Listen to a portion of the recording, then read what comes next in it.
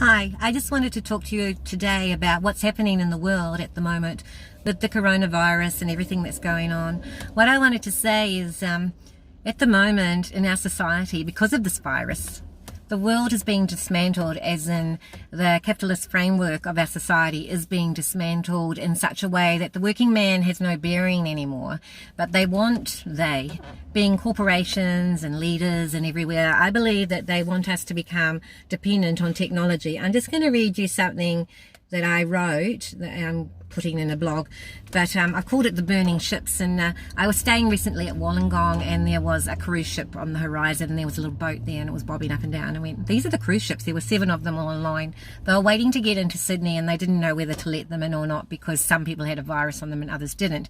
And now all these cruise ships are you know, they're not allowed into ports and things. And I thought it was very strange that this virus, whether it was engineered or not in China, and unfortunately the scientist was killed, these are frightening times for us, because it seems like there's a bent on that the old people will die, the old people will die. We know that old people do traditionally die from flu, but this has been absolutely magnified. And I also thought it almost seemed as if it was engineered because cruise ships, old people go for cruises on cruise ships. And even though I'm not that old, but I went on a cruise last year, but yeah, so they go on cruise ships, and it's funny that the virus came out first on a cruise ship, and then the first virus contaminations or infections happened in an old people's home. Who would believe that that happened? So our society is becoming dismantled. So the framework of capitalism is changing, and it is very frightening for everyone, and everyone keeps saying calm down, calm down. Meanwhile, the media is making everybody afraid, making everybody upset and scared, making children scared. They have these big pictures of you know, this big red twirling virus.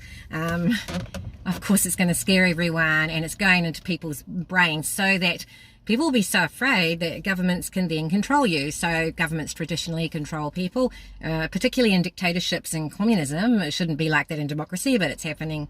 It has happened before, and it's happening here. That they're controlling people through fear. So they say, right, we'll take away all civil liberties. We're going to bring in new powerful laws for the police, and the police can break up people who aren't keeping socially isolated from each other, or, you know, they're not social distancing. No, I don't think that's worthy of a fine of $5,000, or say we're saying $17,000 if you don't do what you're told. And then they were saying 6 months in prison. And I thought, wait a minute. So they went through, as people have died, old people in Australia, and they said, okay, we're shutting down this and that, we're shutting down libraries, we're shutting down gyms, and don't you meet on the beach. It's all crowded. I understand that we can be, you know, infect each other, but they didn't shut down the schools. And I found that very strange in New South Wales. And Scott Morrison, the smiling, mindless clown person that keeps smiling and then saying all these heavy things as if it doesn't really matter to him, I find it strange that he has children, that he wants them to go to school, because education is really important. Education, yes, but living is also important. You have to be alive to be educated. Now, he then got his medical experts, quote, and who looked very nervous, and he said, well, there's no data to say that children do carry the virus. And I thought, well, there's no data to say they don't. Human beings contract viruses. They can travel to children, they can travel to me and you, they can travel everywhere. So why are they saying the children should still go to school? And I thought it was very strange. You see, this is the dismantling of our capitalist society to allow technology to come in, because I knew when I did my thesis, my social science thesis on masters on robots and analysing children and robots, and I believe personally that children need humans in their lives to thrive. Human beings are needed in human lives, and that's how we are resilient. Now, we've made children become dependent, not us, but okay, the allowing of the mobile phones, everything. See, I'm on this now. So gradually they've become dependent, they've become less resilient. There's a lot of anxiety amongst children. I've done psychology degrees. I can see what's happening. They become so dependent. If they don't have their phone, they're going to be anxious, right? So now, suddenly out of fear, okay, there's a virus going around killing everyone, so we'll all stay in our houses. You have to stay in your house. Now, people can't handle staying in their houses forever, so we'll give you technology, and you can use your phone or your Skype, and you can just Skype each other, which has been going on for a while, but now you'll be dependent on it. And you know, these things are going to keep happening, and Now they're saying that the doctors and nurses, they're all getting sick. Well, this is the best time, and may I remind you, well, I'll just tell you now that in Tasmania they were training robots to be doctors and nurses, and people always said, well, they won't allow that, it's not what we want. No, it's not what we want, but we will be forced into these things through necessity because of the virus now, and how perfect this virus is for breaking down society. Now, you know, I've seen all the people, they've lost their jobs, people that have had businesses and it was their only way of living. Now, a few years ago, there was an article in 2017 in the papers and also in British papers saying, well, we'll put everyone on, what will we do? We'll bring the robots, we'll do all the jobs, and we'll put everyone on one income. And I thought, why would you want that? But that's what's happening now. So everybody's losing their jobs, and I feel so sorry for the young people. And when these massive changes take place in society, there can be an upsurge in suicide, and I don't want young people to suicide. I want you to hang on to your hope, and I want us to support each other. But the working man, so we've all been raised with the capitalist mantra of you will do a job and then you're a better person. If you have a job, you know, you make money, you contribute to the society, and that's what you do. And so they've raised everyone thinking like this. This is our society, this is capitalism, and you know, you make money, you have holidays, and you're a good person if you do that, and if you don't, well, you're a loser if you're on the dole. Now they want everyone. When I saw the robot research, when I saw this newspaper article saying they'll put everyone on one income, I think, why would they don't want to, I thought they wanted everyone to have jobs. Let's find out what we really want. But so now, probably there's corporate things behind this, that we are nation states, who knows, United Nations, whatever they're planning. They want us all to move into new technology. So I've even heard it on the Christian radio station today that, oh, we won't be able to meet because we're not allowed to meet because we've got the virus. So, well, the virus is running around, we haven't got the virus. But in case we contaminate each other, let's use new technology and we'll have live services streaming on the thing. I thought, oh yeah. And then if you want to go to the gym's being shut, the churches are being shut, the libraries are being shut, or we're not allowed to go to the beach. And yet I heard that the virus is killed by heat. And if you go out in the sun and it's over 27 degrees, that will kill the virus off you. Now, why weren't they told that then? So that was another article I found recently. I think it's good to be out in the sun. Okay, not around crowds on the beach, but yeah. Humans need nature.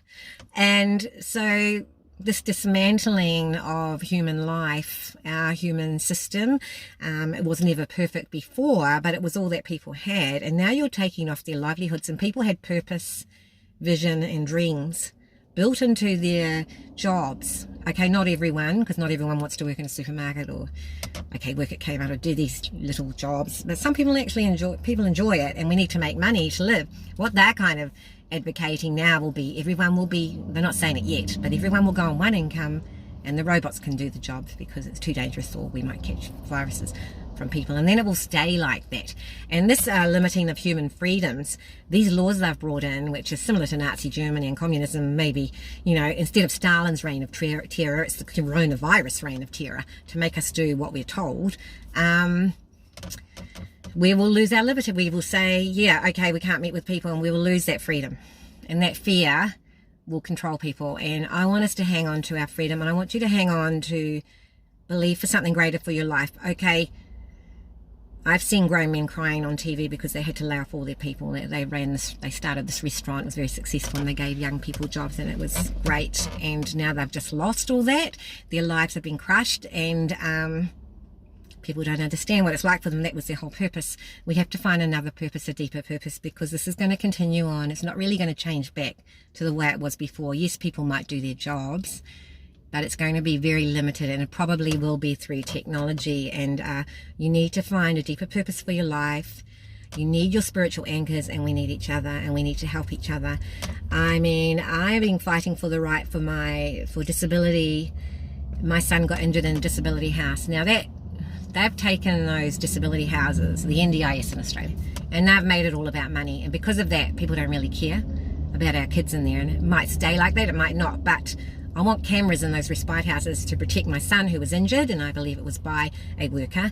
But there are people that do things in all the respite houses.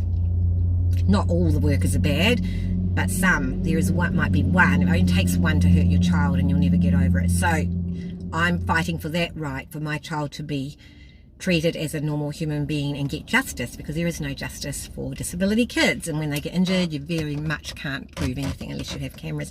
Now, our civil liberties, the freedom to talk, the freedom to move wherever we want, that should not be taken off us, and we need to keep fighting for our human rights, because they may be insidiously taken off us in the quest for protecting everyone from the virus. Now, when the virus thing goes, I doubt that they will change the laws back and say you can be free now. I think they'll keep those laws, those powers with the police, and they'll have greater powers, and that's a bit sad.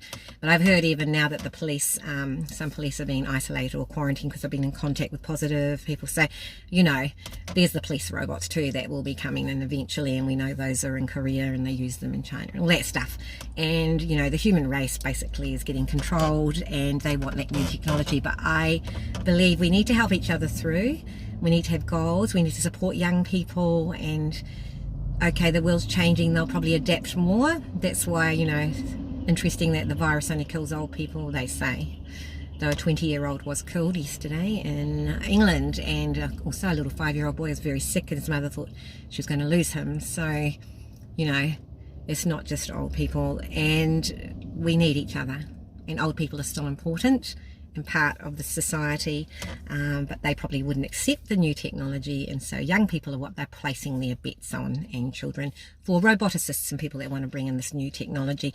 But they'll dismantle this old capitalist system and they're making a new one, but in the way, and there are, you know, casualties on the way where people have lost their livelihoods, and for men that's really hard to take, and we need to, yeah, they have to find a deeper purpose, and we need to support our men to find a new purpose and new dream for their lives. And but basically at the moment everyone's in grief, and in a way we're all walking under the shadow of death, the valley of the shadow of death, and that we're walking in a valley where everything's gone down and the shadow of death hangs over us, which usually only happens when you lose someone and you have that grief and you're walking in that shadow of death, that sadness and depression. But now people are in a grief of that, they're losing their lives, their livelihoods, and in a way their old life, and there's a new life coming. But we have to still keep our human rights and find a new life for ourselves regardless of the technology, and realize that humans are important and that we need each other, and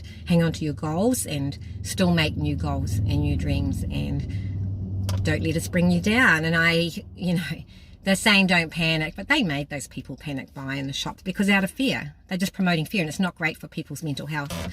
But you know, we need the power of love, and a sound hope, and it will give us a sound mind, and we keep focused and don't believe. You know, I think, well, people have a sense of they're not really believing what the Prime Minister's saying, because he keeps changing his words, and his medical experts seem like they are not experts at all, but just men who do what they're told. Every time they ask Scott Morrison something, he goes, it was not advised, it was not advised. So who's advising him? I don't know. Who's behind him?